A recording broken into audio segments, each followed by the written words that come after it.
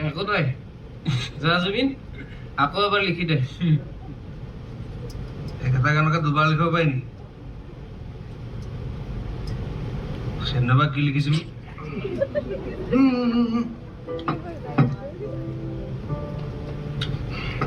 এটা ৱৰ্ড তোমাৰ ছেকেণ্ড এলবামটোৰ নামটোৰ নিচিনা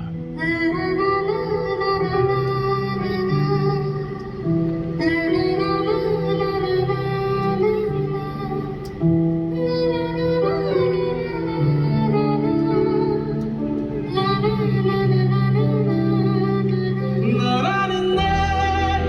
na na na na